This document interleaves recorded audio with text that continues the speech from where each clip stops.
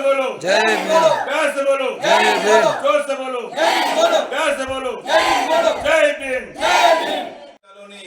ముదోల్ నియోజకవర్గం బోల్సా అనేటువంటి గ్రామంలో ఏదైతే దళితుల మీద చేసినటువంటి దాడి మరి తీవ్రంగా బహుజన్ సమాజ్ పార్టీగా ఖండిస్తున్నాం.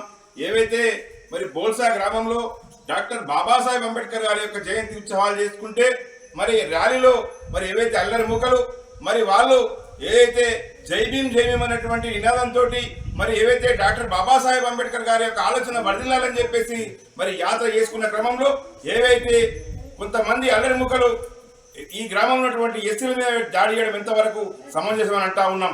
ఒక పక్కన మరి ఏవైతే ఇక్కడ ఉన్నటువంటి ప్రజలు శాంతియుత వాతావరణంలో మరి ఏవైతే పోలీస్ పర్మిషన్ తీసుకొని మరి అనుమతితోటి వాళ్ళు ర్యాలీ చేసుకుంటే మరి ఈ విధంగా జై భీమ్ అనే నినాదాన్ని మరి తుంచే విధంగా డాక్టర్ బాబాసాహెబ్ గారిని మరి అవమానపరిచే విధంగా మరి ఈ విధంగా చేయడం మరి దుర్మార్గమని బహుజన్ సమాజ్ పార్టీకి అంటున్నాం. ఏవైతే దీని వెనుక ఉన్నటువంటి ఎవరు కారకులు ఎవరైనా కానీ మరి కొంతమంది మాకు తెలుస్తా ఉంది, అల్లరి మూకలు ఎవరైనటువంటి వ్యక్తులైనా కూడా మరి ప్రజాప్రతినిధులు దీని వెనుక కూడా కొంతమంది ఉన్నట్టు తెలుస్తుంది. మరి బేషరతుగా ఎవరైతే ఈ యొక్క చర్యకు పాల్పడిన వ్యక్తులు ఇక్కడ ఉన్నటువంటి ఎస్సీల మీద దాడి చేసినటువంటి వ్యక్తులకు అరెస్టు చేసి రిమాండ్ చేయాలని చెప్పేసి అంటున్నాం.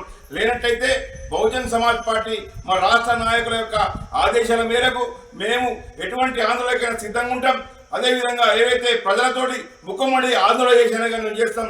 ఏవైతే ఈ విధంగా చేయడం మరి ప్రజలారా మరి దయచేసి ఆలోచించండి. ఈరోజు మనకు రాజ్యాంగం పుణ్యమని చెప్పేసి ప్రజాస్వామ్యంలో ఏవైతే రక్షణించాల్సినటువంటి చట్టాల్లో ఉన్నటువంటి ప్రజలు మరి బానిస ఉన్నటువంటి ప్రజల మరి హక్కులు అడిగినరా మరి వాళ్ళ పని వాళ్ళు చేసి బాబాసాహెబ్ అంబేద్కర్ గారి యొక్క జయంతికే మరి ఈ విధంగా అవమానం చేస్తే ఈరోజు రాజ్యాంగాన్ని కూడా మార్చే ప్రయత్నం చేస్తున్నట్టు ఈ ప్రయత్నం అని చెప్పేసి ముఖ్యంగా అర్థమవుతుంది.